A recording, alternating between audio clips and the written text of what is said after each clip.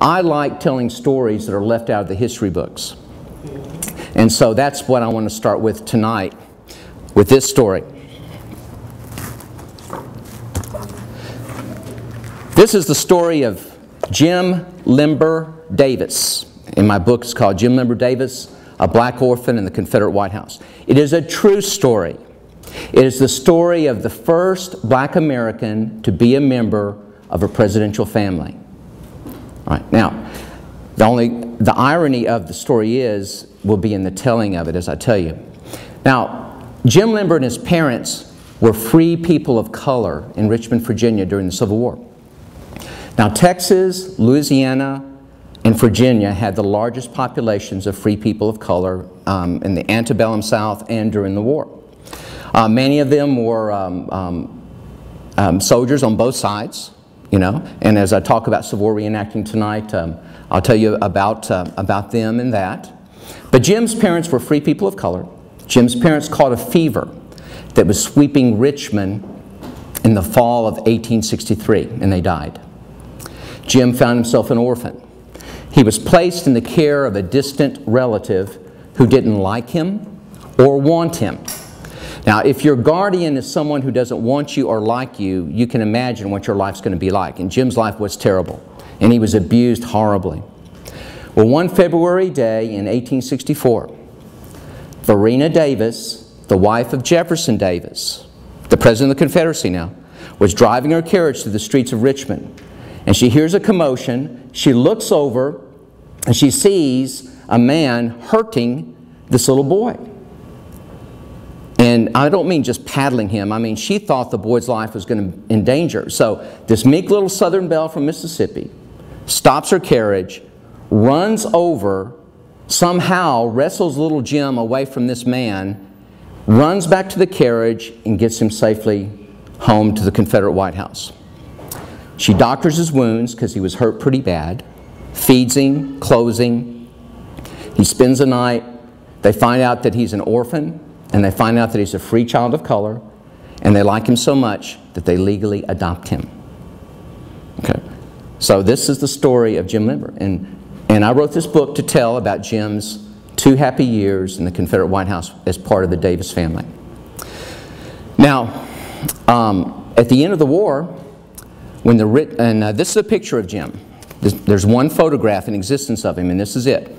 And if you email me, I'll send you a JPEG of this picture, and you can print it out. And I need to do that for you too, Sylvia, so you can print that out as a study help. But this is him, and I'll be happy to send this picture to you. This was taken a few days after they adopted him.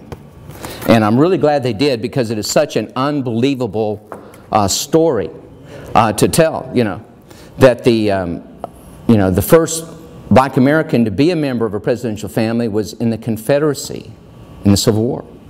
So, you know, that's definitely left out of the books. So I wanted to honor little Jim, and so I wrote the book to do that. Now, at the end of the war, the Davises, Richmond falls, and the Davises flee Richmond, taking little Jim with them. They were captured by Federal soldiers. Jefferson Davis was taken to prison where he would stay for 2 years. Another group of Yankee soldiers took little Jim away from the Davises by force, by violence, took him kicking and screaming, the historical record says, and he was never, ever seen or heard from again. Now, even today, when a child is taken from a family by violence, and nothing's heard about that child for years and years and years, what do you assume? That they're dead. And that's what we assume. Now, I hope I'm wrong, but better historians than me have looked for Jim and not found him. And Jefferson Davis and Verena Davis both died not knowing what happened to little Jim Limber. And they knew everybody in the South and the North. Remember, because Jefferson Davis had been Secretary of State, you know, with the federal government. So they knew everybody. And they died not knowing what happened to Jim Limber. So somebody died with the secret. And it's very tragic. So I wanted to honor the little boy, and I wrote this book about it. Now, the book's done well. It won the Louisiana Young Reader's Choice Award. It is an accelerated reader book. And it stirred up, I've done so many signings and talks about it, that people have made a statue for Jim Limber that's going to be put up in Biloxi, Mississippi. And so I was very happy to hear that. And so I wrote that book. Now, I'm going to tell you, since I am a storyteller, I'm going to tell you the story of Jim Limber in poem form as well, okay? And I wrote this poem. It's called Jim Limber's Ghost. And anything I talk about, I'll be happy to send you if you email me. And I answer every email I receive. And so be sure and do that. Here's the poem. It's called Jim Limber's Ghost. Come, my children, and follow me to the old sad South of 1863. And I'll tell you of a black orphan child, cold, hungry, yet so sweet and mild. Jim Limber is his name. Walk with me through those Richmond streets. Feel the February cold and hear the marching feet of the soldiers of the blue and gray. And see the tears of this orphan as he kneels to pray. Jim Limber is his name. The fever took his parents when he was only 5 years old. An orphan's life was all he had, cold, hungry, and alone. Verena Davis rescued him from a guardian's brutal blows and brought him to her family and gave him brand new clothes. He lived in the Confederate White House with Maggie, Jeff, and Joe. And then he vanished in the past when the Yankees made him go. As I walked alone by the river, I heard a young boy's voice calling me from the darkness, and I stopped. I had no choice. In the darkness there I listened to tiny footsteps drawing near. And a young black child stood before me, and I saw him wipe a tear. "Who are you, son?" I asked him. He looked me in the eye. "I'm Jim Limber Davis," he said, or was, until I died. I lived in the Confederate White House with Maggie, Jeff, and Joe, adopted into the Davis clan. Sir, I love them so. A Yankee took me here one night, put his foot upon my chest, and pushed me to the river's bottom. I guess you know the rest. The river's cold here, mister. Are they going to drown you too? This here's a place of death for me and some other few. Why did those Yankees hate me? Was it because that I was black?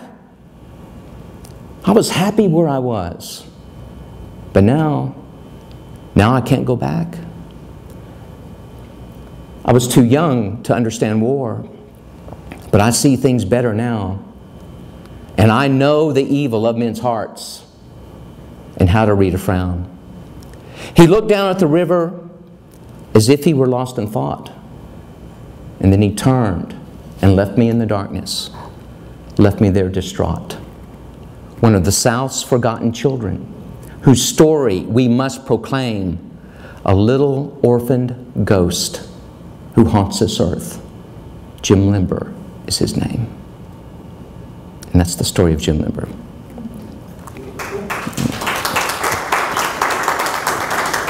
So to honor him, I wrote the book. I hope you'll take a look at it. There is, for parents, there's a free study guide I can send, and as well as Jim's picture. It makes a great book for Black History Month projects, and it's here at the library. You can check it out and read it, and I hope you do with that. Now, so that's the story of Jim Limber. I have another Civil War story I'm going to tell you. It's also kind of a sad one. There's a lot of sad stories from the Civil War. But for just a minute or two, I'm going to talk to you about life in the Civil War as a Civil War soldier. And these flags are Texas flags. And since we're in Texas, I thought, well, I'd bring Texas stuff to show you. You know, there's Hood's, Hood's Brigade there. This is Terry's Texas Rangers, Cavalry. And this is the Magnolia Rangers, also Cavalry. And, you know, I have a lot of Texas flags, and each of the flags has a story, you know. And so when I teach the kids, when I go to schools and libraries and do programs, and I'm teaching the kids about it, I use the flags a lot, and the kids like that. And, you know, usually I have enough little kids that I let them hold the flags, you know, and they like doing that too, you know. But I talk to them about Civil War reenacting, which I do. It's also called living history, because we try to make history come alive and to do things like they did then. You know, I need a soldier volunteer. Who'll come up? You'll come up, won't you? All right. Good. And I'm going to need you for two things here. Well, we're going to start with her hat. Okay? Now, I do both sides. Sometimes I'm a Yankee soldier, sometimes I'm a Confederate, depending on what's needed. Actually, I had ancestors on both sides, and so I've really tried to study both sides of the Army and like that. Now, I put the star, the Texas star on this cap to remind me to tell you that though 90,000 Texans fought with the Confederacy during the Civil War, 2,000 did fight with the Union, and they were mostly from North Texas. Okay? And North Texas, you know, they weren't quite so sure about this war business, you know. Of course, you've heard of the Gainesville hangings and things like that, you know, that happened. You know, not the most glorious moment of the South, for sure. But we'll start with the hat. This little hat, what's your name? Sarah. Sarah? Okay, good, perfect. Now, this little hat is called a kepi. Now, by the end of the war, the soldiers had all gone to this type of hat because obviously it gives more protection from the sun and the rain and like that. And every soldier had to wear a wool jacket, and so they wore it at all times. Okay, she has eagle buttons on hers because that's what the Federal soldiers would have, and I have Texas buttons and buckle and like that. It's and it's now they chose wool for their uniforms, and see, my pants are wool too, and we don't have time to really decorate, but we could. And, you know, with the suspenders and the calico shirt and all that. But they chose wool because if wool gets wet, it will still keep you warm. Where cotton, you'll freeze to death, but wool will still keep you warm. Now, every soldier had to have bullets, of course, so they would have this. Okay. And this would hold 40 of their paper cartridges. Okay. It had a lead bullet in it, gunpowder, and it would be tied off. And what the soldier would do, they'd be holding the big long musket, they'd bite the end of the bullet off, pour it in the barrel, squeeze the bullet down, take out the ramrod, ram the bullet down, put the ramrod back, so they made them do that by habit so they wouldn't shoot the ramrod, lift the rifle, take a percussion cap out of a little pouch on their belt, put that on the rifle, aim and fire. They had to do all that just to shoot one time. Okay? And so she would have 40 of these paper bullets in this. Okay? Now, a soldier also has to eat, and so she would have on the other shoulder, oops, that's part of the fun of it, on the other shoulder what we call a canvas haversack, and this would hold her food and probably maybe some eating utensils like I have up here, and afterwards you're more than welcome to look at any of this or ask me questions. This was a very common food of soldiers in the Civil War. It was called hardtack. Okay? It's flour and water that's baked. It's not as good as the unleavened bread we eat in church. Okay? And it's a lot harder. It would get so hard sometimes that they would have to soak it in water or coffee before they could even drink it. In the Navy, they called it sea biscuits. So when you read about a sailor eating moldy bread, this is the type of bread that they were given because they could stack lots of it, you know, and it would keep sort of well for the time. And so she would have that. She would also have a canteen, and that would go on this shoulder. And it has a cloth cover. Now, if the cloth cover gets wet, the evaporation is going to cool the water inside the canteen. Okay? And they had a gazillion of these. This design goes all the way back to the Mexican War days, actually. And she would have a belt and all these other things, you know. Now, I brought this, okay, so I could remind you that we are very close to what in the Civil War was known as Indian Territory, right? And so there's your weapon, okay? And the 5 civilized tribes of Indian Territory, which were the main ones, there were some others, but the main ones, the Choctaw and Chickasaw, which is right above us, if you keep going north, that's what you're going to find. They were solid Confederates. The Cherokee, Creek, and Seminole were divided, okay? But they played a very important part of the war more than we realized. In fact, the last Confederate general to surrender was a Cherokee by the name of General Stanwadi. He was the only Native American to be a general in the Civil War. But Stanwadi, and he surrendered there in Indian territory. And you know, I write a column for a little paper on the Civil War, TGIF, Weekend Bandit, out of Denison. And you know, every week I have a little something about North Texas and Indian Territory during the Civil War. And I've done some articles about that. And so, and of course, Sarah would also, as infantry, okay, I'm infantry, would have on these ugly type shoes, which are called brogans. And you see the heel that's got a tap on it. They're all made of leather. And I don't know if you know this or not, but a long time ago, they didn't make a left shoe, right shoe. They just made shoes, and you wore them until your feet shaped the shoe. In fact, when I first got these, now I've marched a lot of miles in these in my reenacting. I marched 15 miles in them one day. I had to ride on it left foot, right foot, so I could remember. If I was cavalry, I would have on boots. Okay? Now, another thing that tells you that I'm infantry is the fact that I have blue trim on my uniform. If I was cavalry, it would be yellow. And if you watch the Civil War movies, you'll see that difference. If I was artillery, the guys that shot the big cannons like this, okay? This is a cannon at Vicksburg. If I was artillery, it would be red.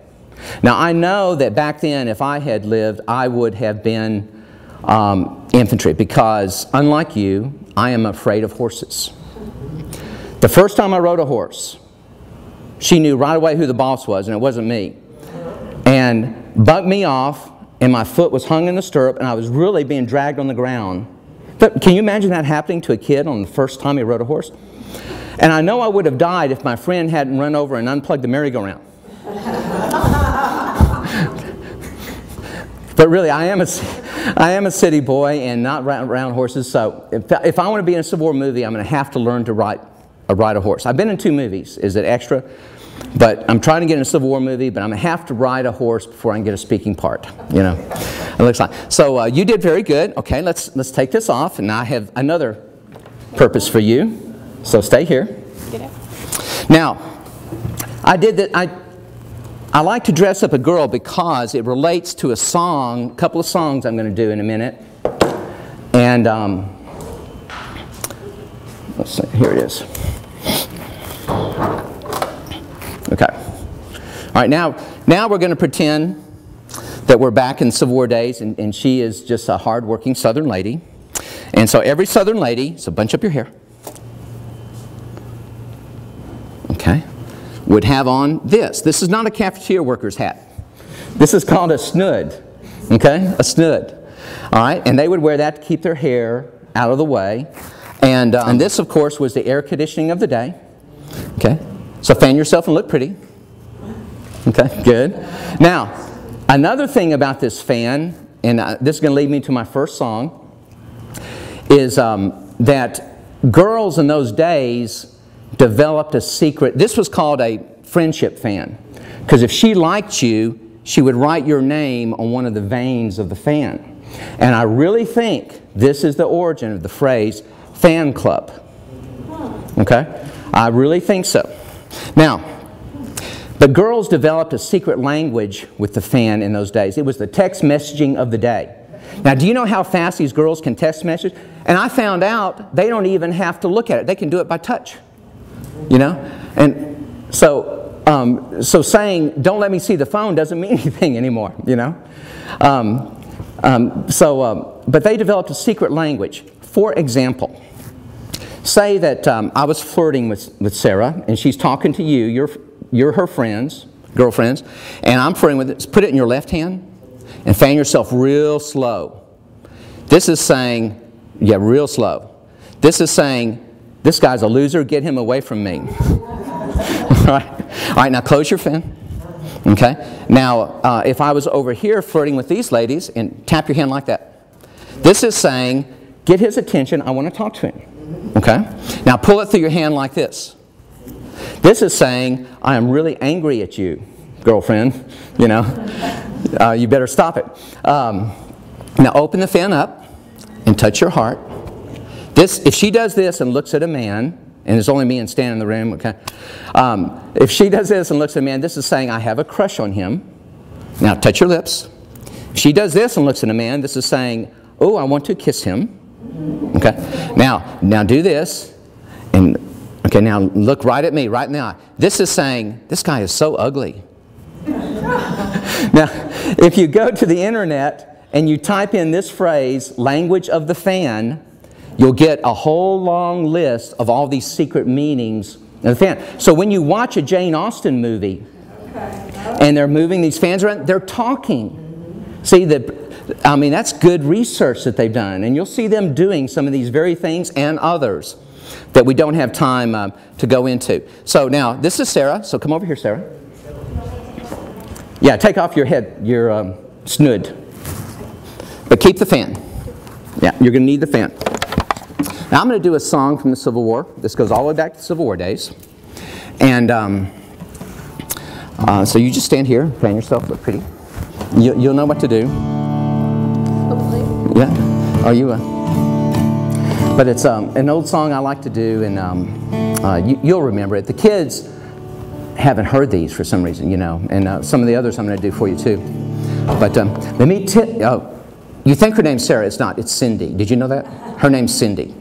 Okay. So some Southern soldier wrote a song called Cindy about his sweetheart, and this is it. Let me tell you about my Cindy. She lives way down south, and she's so sweet the honeybees swarm around her mouth. Get along home, Cindy, Cindy, get along home. Cindy, Cindy, get along home. Cindy, Cindy, and I'll marry you someday. The first time I saw Cindy, she was standing at the door, her shoes and stockings in her hand, her bare feet on the floor. Get along home, Cindy, Cindy, get along home. Cindy, Cindy, get along home. Cindy, Cindy, and I'll marry you someday. Well, Cindy got religion, she had had it once before, but when she heard my old banjo, she's the first one on the floor. Get along home, Cindy, Cindy, get along home. Cindy, Cindy, get along home. Cindy, Cindy, and I'll marry you someday. She took me to her parlor, she cooled me with her fan. She swore I was the prettiest thing in shape of mortal man. Get along home, Cindy, Cindy, get along home. Cindy, Cindy, get along home. Cindy, Cindy, and I'll marry you someday. And this is the best verse, watch your face. I wish I was an apple hanging on a tree, and every time my Cindy passed, she'd take a bite of me. Get along home, Cindy, Cindy, get along home. Cindy, Cindy, get along home. Cindy, Cindy, and I'll marry you someday. Get along home, Cindy, Cindy, get along home. Cindy, Cindy, get along home. Cindy, Cindy, and I'll marry you someday. Thank you. Let's give Cindy a hand.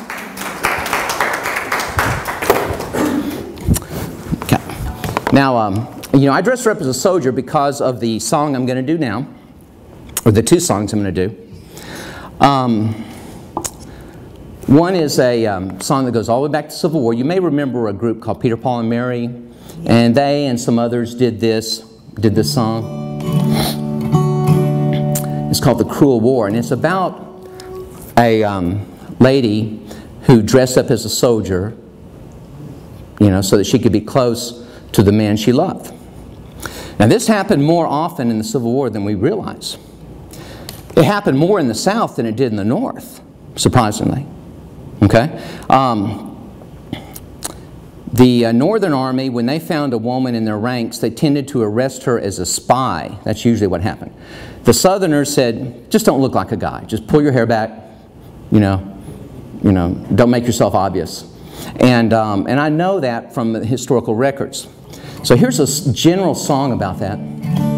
It's going to mention something in the song that was true of the Civil War. It's going to talk about $300 silver. And see, in those days in the North, you could buy your way out of being drafted by paying $300. Okay? And, or, you know, you could pay somebody to go in your place and things like that.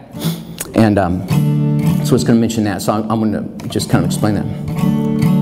And this is the song. And she's wanting to go, and the guy's resisting her efforts, and then he changes his mind at the end, as you'll see. The cruel war is raging, Johnny has to fight, and I long to be with him from morning till night. I long to be with him, it grieves my heart so, won't you let me go with you? No, my love, no. Tomorrow is Sunday, Monday is the day that your captain will call you, and you must obey.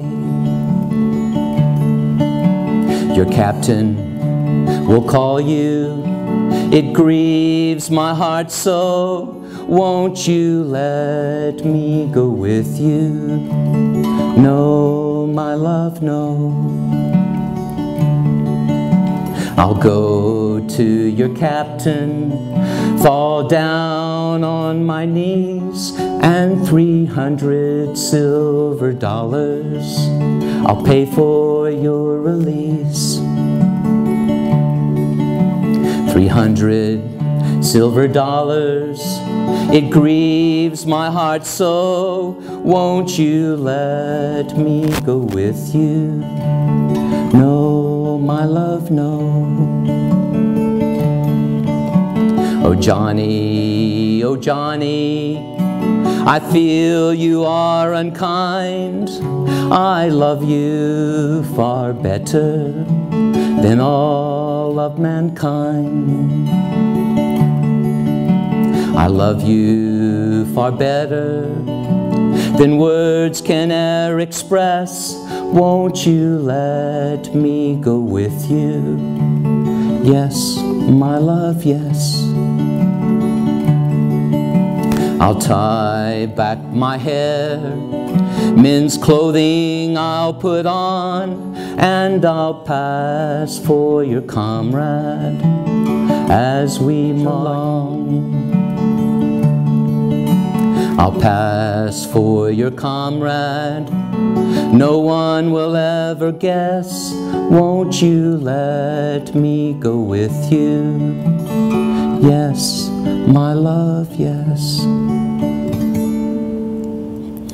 Now, I wanted to do that song to lead into this story. This, too, is a true story, and I wrote a song to go with that story, and it's about an Irish girl in Virginia. She was a school teacher, and the war started, and she joined an artillery unit with her brother. She had had a hard life in Ireland. You know, had come from the potato famine to the States, was in Virginia, loved Virginia with all her heart. You know, she loved her new home. And war came, and so she went to war. Well, she was captured and taken to prison to a place called Point Lookout. It's in Maryland.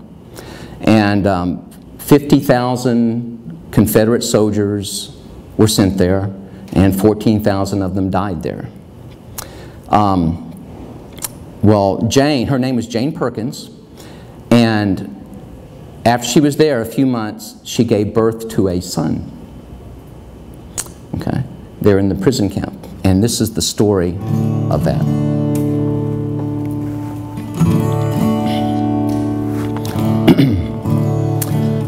Lincoln built a prison, and he called it Point Lookout. To the barren sands of Maryland sent soldiers of the South. They fenced us in with water and unmarked deadlines. 50,000 came here and 14,000 died. There's 1,000 ways to break a man, and the Yankees know them all. They kept us cold and hungry and tried to make us crawl. They shot us out of meanness and they starved us out of spite. We buried our dead in the sand and prayed for them at night. I'm here at Point Lookout with all these men in gray, with frostbit feet and ragged clothes, and the South so far away. Abandon hope, ye who enter here, this place that God has cursed. In this cold place at Chesapeake Bay, Lincoln's devils drive the hearse. On a hot July morning, I heard a baby cry. A crowd of soldiers stood and cheered. A few men even cried. We called him Little Artilleryman, though there were no cannon there. We named him for his mama, like us a prisoner there. Her name was Jane Perkins, a proud Irish girl. She taught school in Virginia till rebel flags unfurled. When war came in '61, her world changed overnight. She cut her hair and dressed like a man and signed up for the fight. Cry, little artilleryman, wake the men in blue. Let the Yankees hear your voice, make them know the truth. Cry, little artilleryman, they've taken your mama from you. Here at Point Lookout, babies are prisoners too. She'd fought with Lee for 3 long years in the Danville artillery, till the Yankees took her prisoner and sent her here with me.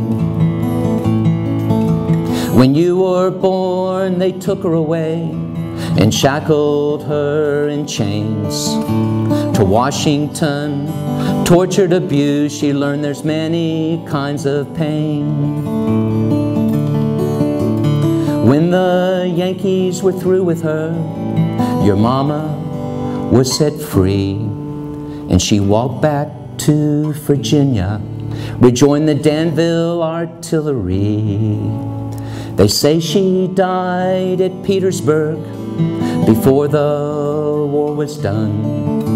She fought for the South and she fought for you, her only son.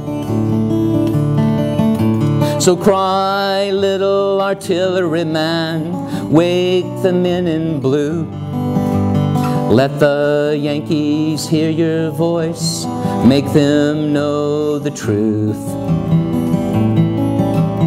Cry, little artilleryman, they've taken your mama from you. 'Cause here at Point Lookout, babies are prisoners too.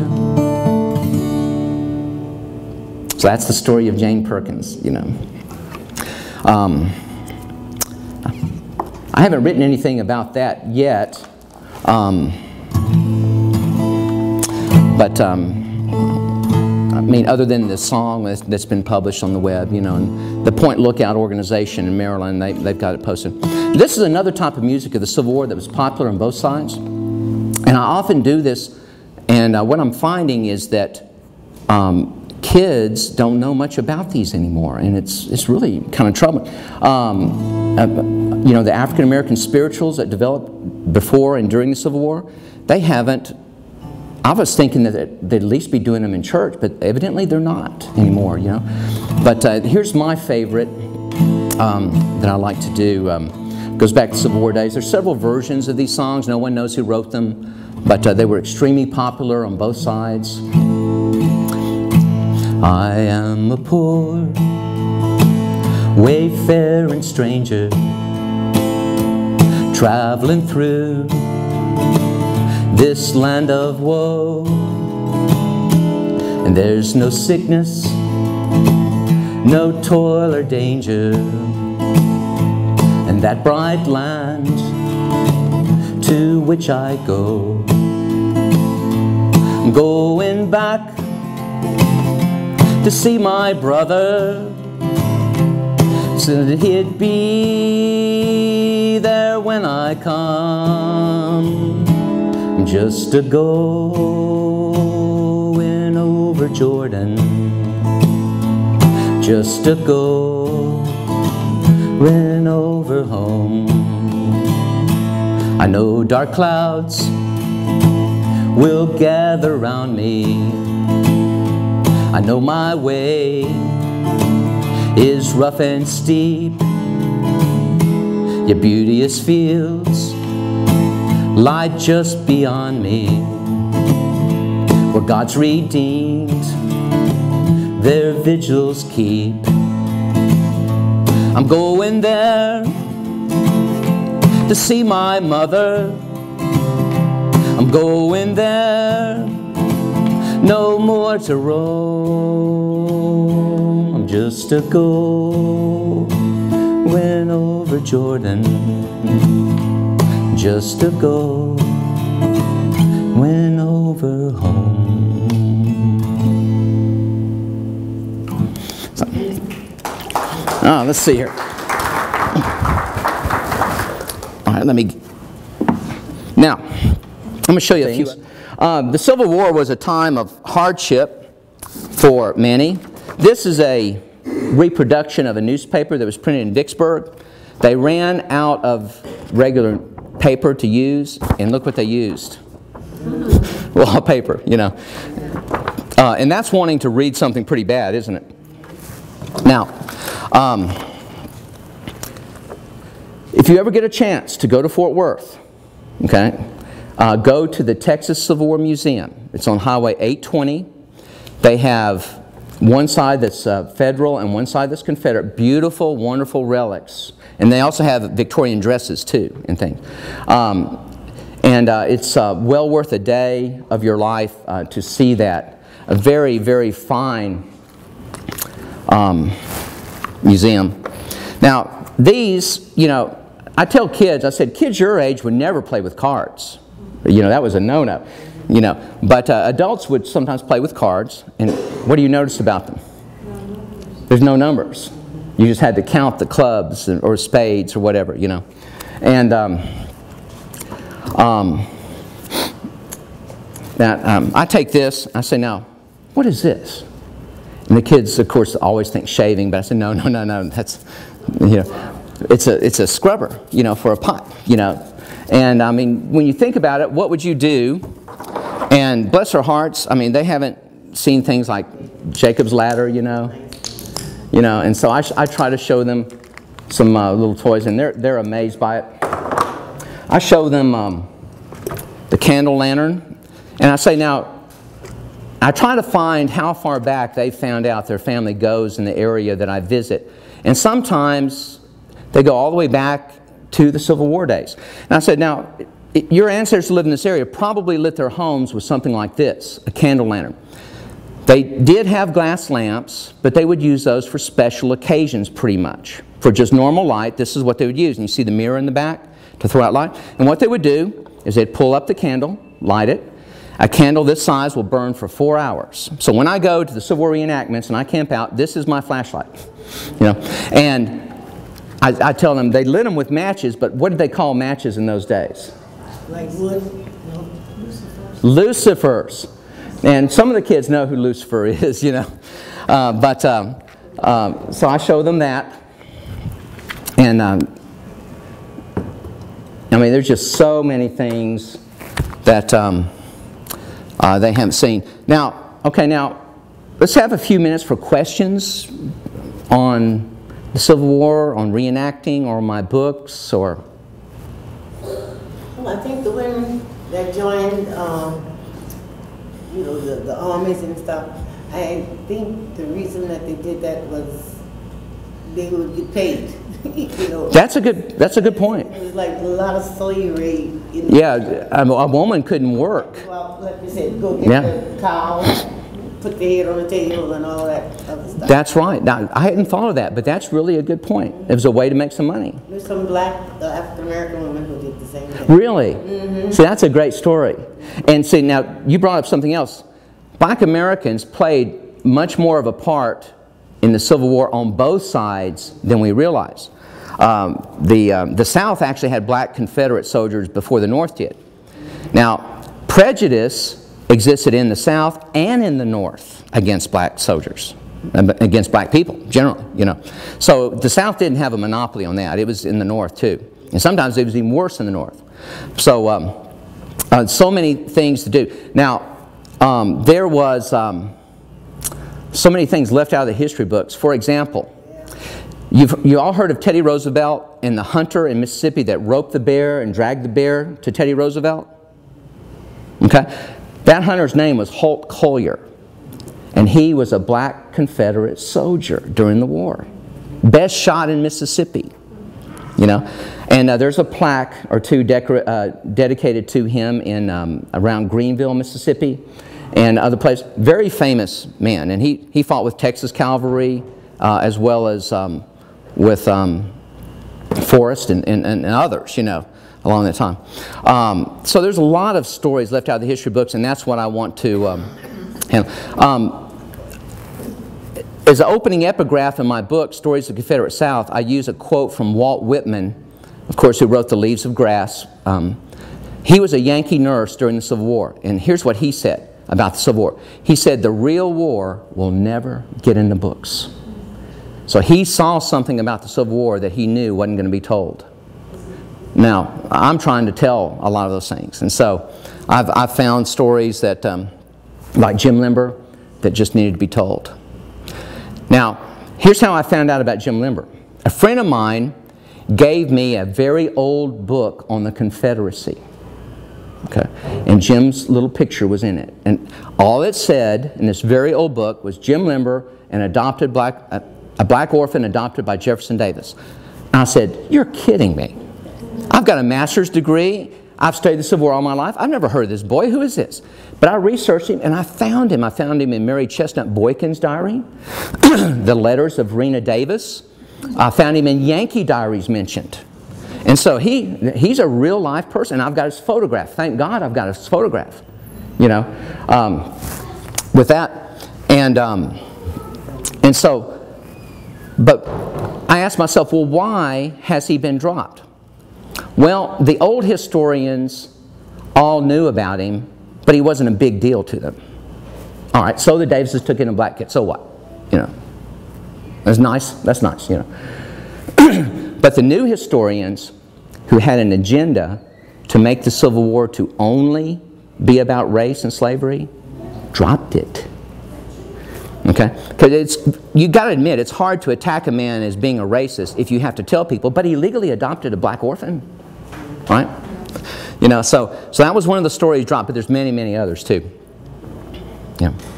Howard Zinn's book, The People's History of the United States, is now being used in lots of high schools because he covers everything from the cannibalism in really? Plymouth Rock and just everything, and how the Irish came here and the Scotch came here.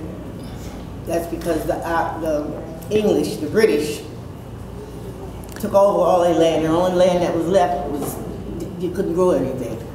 Mm-hmm. So, you know, to a potato pie family, you know, we just like and pushed them off their lands. Yeah. Yeah. Absolutely. Yeah. The story of the Irish is a sad one, and of course some of the Scots were sent here as indentured servants too. You know, as well.